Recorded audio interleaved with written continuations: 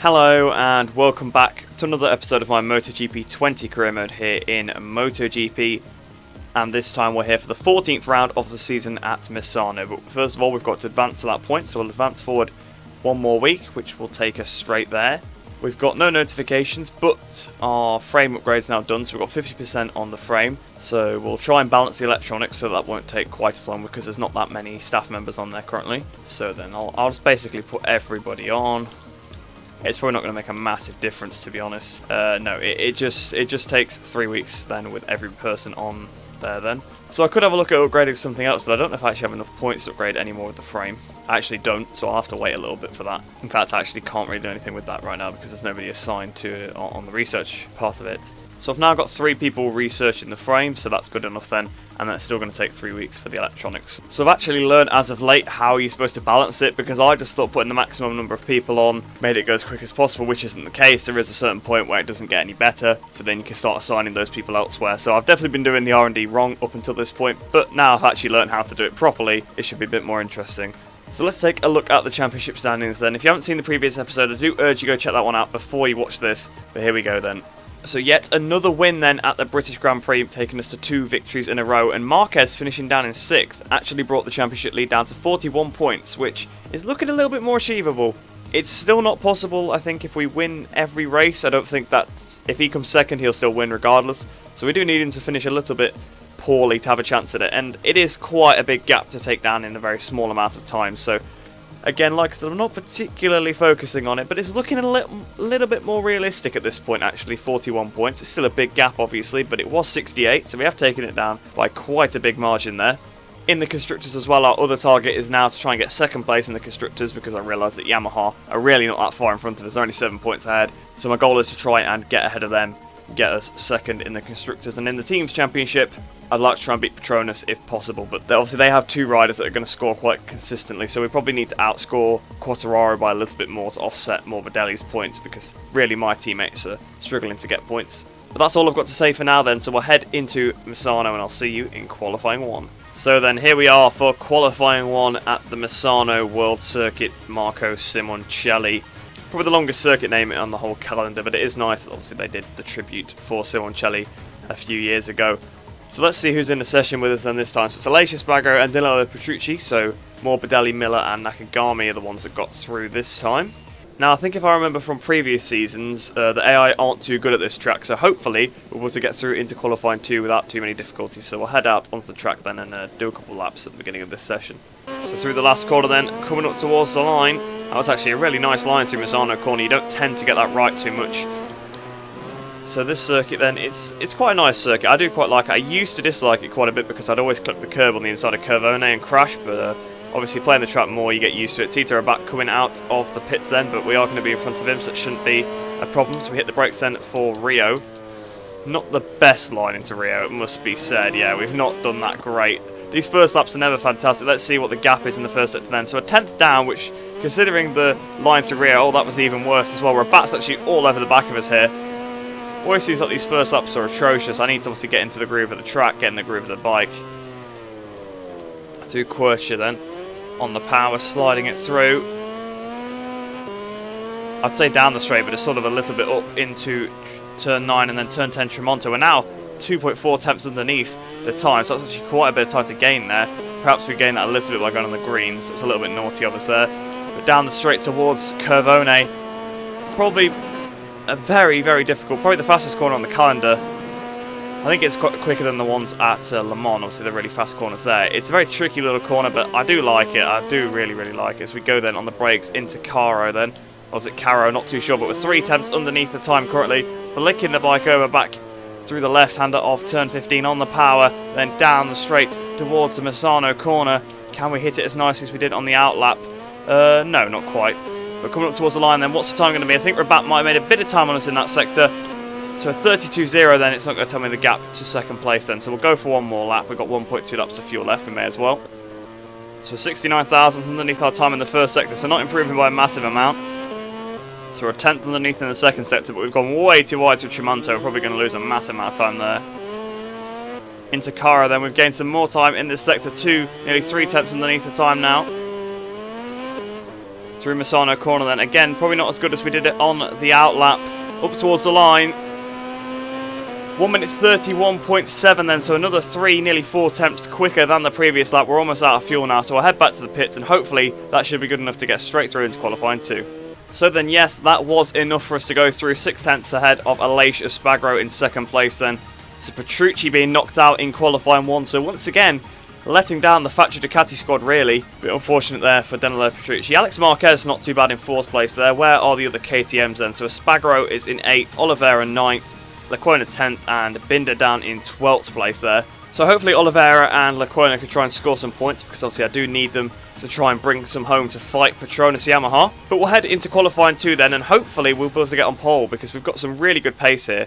So then here we are in qualifying 2, and to be honest it's really weird at this point of the season, because we are on the form of our lives really here. Fantastically fast, getting through qualifying 1 easily again every time, when just a few races ago we were struggling to get through. It just seems so strange. I think it's just because obviously tracks like Brno, the AI are overpowered, so it's always going to be difficult to do well there. Kimi Ring, I didn't know the track very well. Saxon Ring, the bike was still stock, so it didn't have any upgrades on it, so it really didn't work around Saxon Ring. And we've just not had good luck in the wet weather, but luckily now that we're getting some dry weather, we have got some very good pace. So we'll head out onto the track then, hopefully we can try and take this pole position.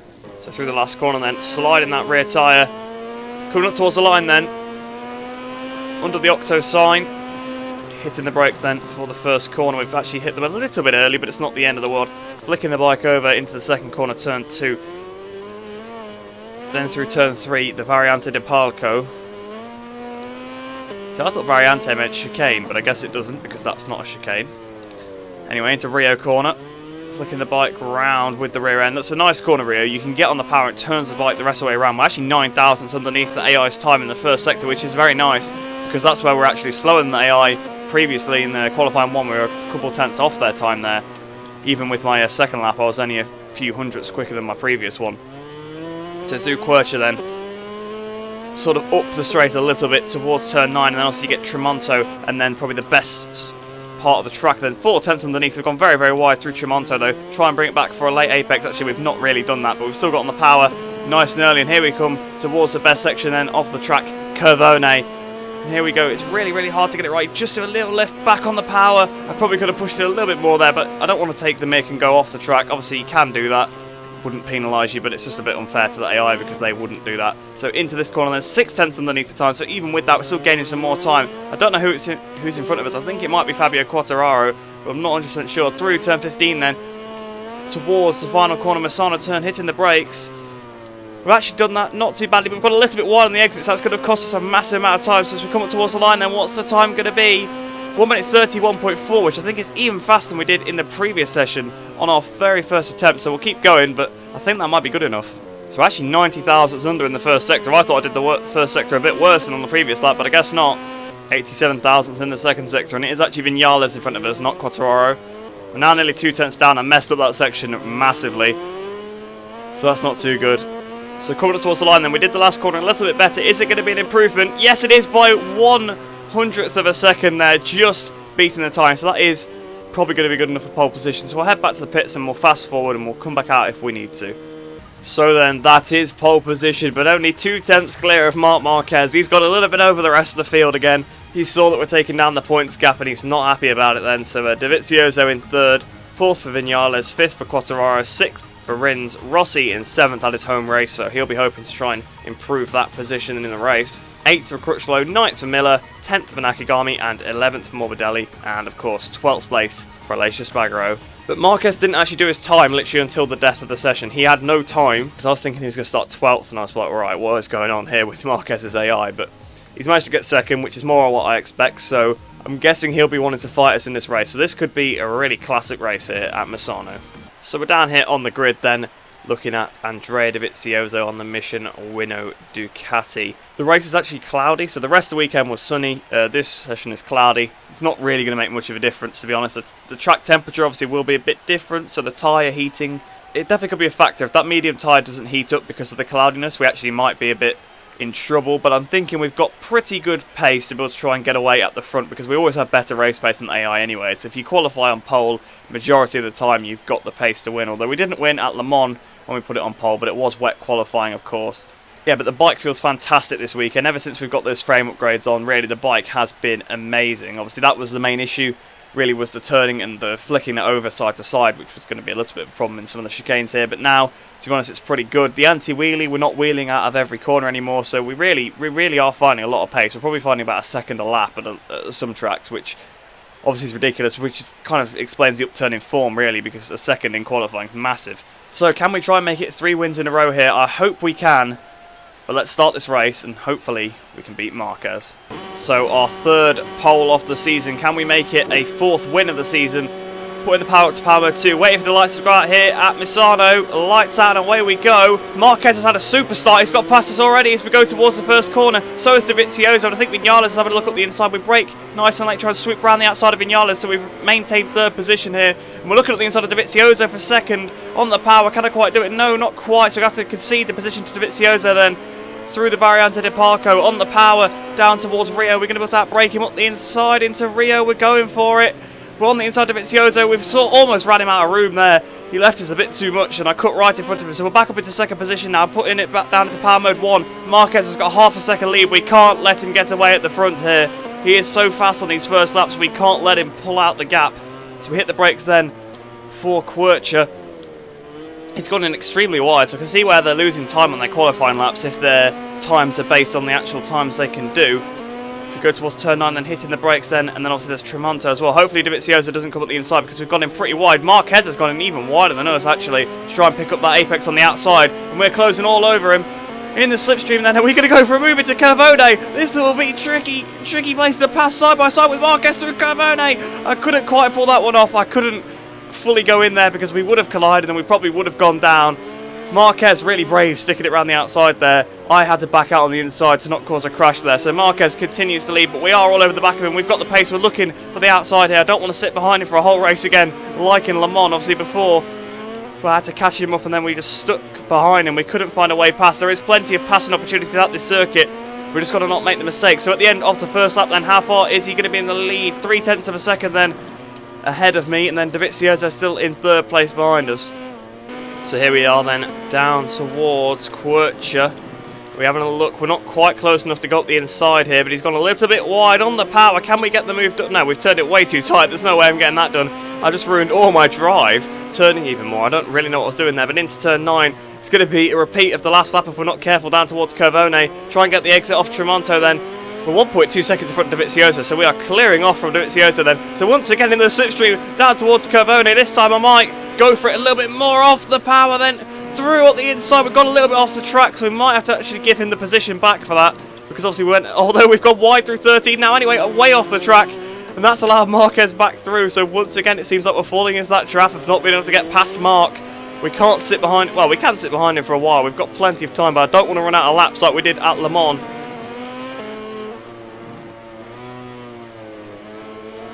Through Misano corner then. He's got a little bit of a better drive there. We probably used the wrong gear through that corner. So 1 minute 32.4.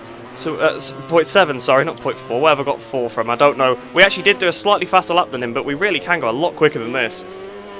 So here we go then, down towards Rio. We're looking for the inside, but once again Marquez has got it. Maybe I should have let off the brake and gone for it a bit more aggressively. He's a bit wide. We almost hit him in turn 5 there. Marquez really doing a good defensive ride here. We're 1.3 seconds ahead of Dovizioso. So even with this bit of scrapping, we are getting away from Dovizioso.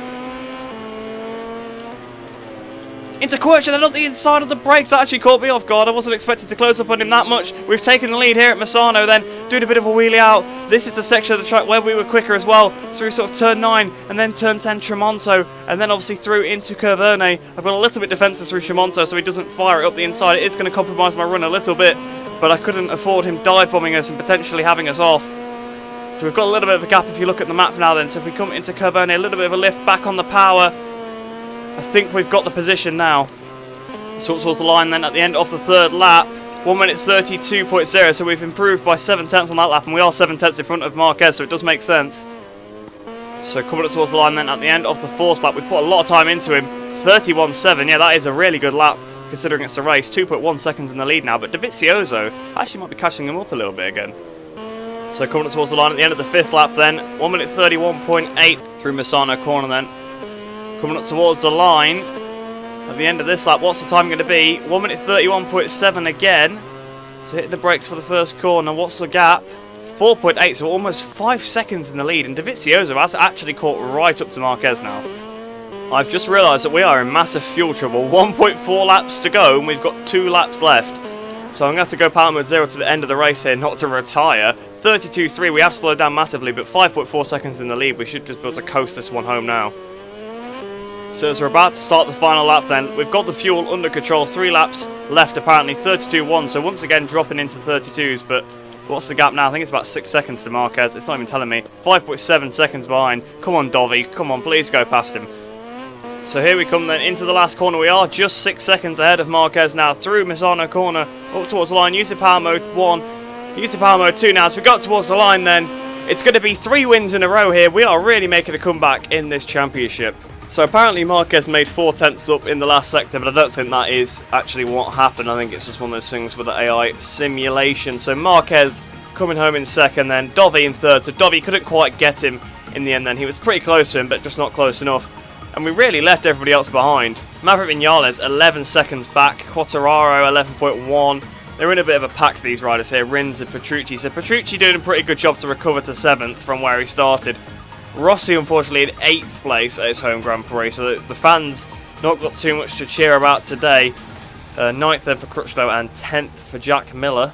So Lecoina and Oliveira 21st and 22nd, unfortunately not high enough to score us any points for the team's championships. That's not going to help. But Quartararo finished quite low, same with Morbidelli, so we might actually still outscore them anyway. So in the championship now, the lead is down to 36 points, which is quite achievable, but in the races left, I don't think so, because if we actually win every race and Marquez finishes second, he's still going to win the championship. We actually need him to finish third a couple times. If Marquez finishes third 4 times, then we will be joint on points with him if I win those races, of course. We're now actually got a pretty healthy lead now to Dovizioso, 28 points behind us, so he shouldn't be too much of a problem now. Quartararo, another nearly 20 points behind Dovizioso, after his form's not been great as of late. Vinales kind of clawing some points back after a pretty bad patch that he's gone through there. Yeah, so in the team's championship then, we did outscore Petronas Yamaha because we're now only 3 points back of them. So it's definitely possible that we could get this 4th position in the team's championship, which would be great for the Tech 3 team, of course. Especially beating out the Petronas Yamaha team that sort of replaced them as the Yamaha satellite team. That would be obviously quite good for Hervé. 89 points away from the Repsol Honda team. We're obviously not going to be troubling them, and really we're quite far behind the other teams, the Ducati and the official Yamaha teams. So yeah, I don't think we're going to be scoring any higher than 4th place in this team's championship. In the Constructors then, we actually do move up to 2nd in the championship, 37 points down on Honda. Obviously we outscored Yamaha by more than 7 points, so we're up into 2nd place now in the Constructors Championship once again, which is nice. I don't think we're ever going to be able to topple Honda, obviously 37 points to a whole manufacturer. Yeah, it's not going to really happen, unfortunately. Aprilia are only on 9 points, so I do feel kind of bad for them because everybody else is over the triple digits and they're not even into the double digits yet. Yeah, not a great season for Aprilia. So then, there was no crashes or anything like that, so we'll head into Parc Fermé and then the Career Hub, and then we'll end off the episode there. So we really are on a run of form now, 3 victories in a row. These upgrades have been amazing. I didn't realise actually how much of a difference they would make. I thought that once we got the bike fully upgraded it'd be quite a bit better, but the bike feels amazing now. Obviously we didn't upgrade the bike for the first half of the season. I was planning not to do it for the entire season, but we dropped too many points back, so I decided to put some on, and we really are storming our way to many victories now we've got them. So then the top 3 in the championship, the top 3 on the podium. Another actually quite easy win for us there, because the AI are really bad at Misano, to be honest. I mean, every single career mode we've actually pulled away by a massive margin at this circuit, so that would be why I knew we probably could do it again here. But we need to try and keep this form going. We are getting away from Dovizioso, and hopefully we can try and beat Marquez. So then that weekend we gained 10,850 reputation points, which takes us up to 400,850. And once again getting that amazing salary of 32,863 credits, taking us up to 515 credits. So that takes us to the end of this episode then. We've got no notifications. We are at that point of the season where you don't tend to get too many applicants and things like that for positions. I'm guessing we'll get some contracts coming through soon. You do get them around this time, because I think it's Chang where you actually get the one from your team, and I think some others start coming through. So if we actually have a look at the personal manager, what teams are interested? So Repsol, Honda, Mission Winnow, Ducati and Mozzarella Yamaha are actually still not interested, but everybody else is very, very interested in us. So we can basically go wherever we want except these top machines. So it does feel good to be back to winning ways then. We've got 3 in a row now, so pretty dominant performance at this point in the season, which is why I didn't upgrade the bike for the first half of the season, because if I'd started off the season like this, it would have been really boring. We would have wrapped up the championship really early, like we did in the previous 2 categories. So I thought I'd switch it up. Obviously my plan was to not upgrade at all, because I thought maybe I could have a chance at the championship with that, but Marquez was just too consistent and the AI were just really good in qualifying. I couldn't put the 1 lap together, and in the race then Marquez would clear off, so we could never really beat him.